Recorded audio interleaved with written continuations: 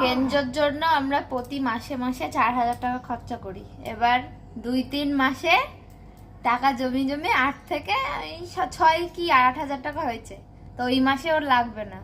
আর আমরা এমন বাবা মা হয়েছি যে ওর টাকা বেশি আছে বলে আমরা দুজনে ভাগ করে নিয়েছি। সত্যিই তো, উনি 2,000 টাকা নিয়েছে আর আমাকে 2,000 টাকা দিয়েছে। লজ্জাও করে না কেঞ্জোর টাকা নিয়ে খেতে, তাও আবার ভাগ করে নিয়েছে, বলছে তোমার 2,000 আমার 2,000 টাকা। ও বোঝে না কিছু, সেই জন্য। আজ যদি ও বুঝতো তোমাদের টাকাই দেখো।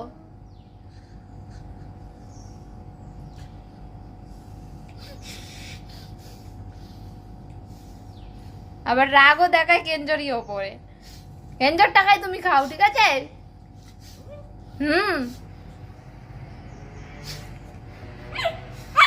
হ্যাঁ হ্যাঁ,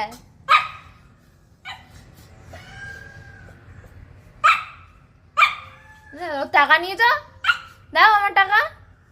আমার টাকা থাকলে আমি জীবনে কিছু করতে পারবো, আমার বউ হবে। হ্যাঁ।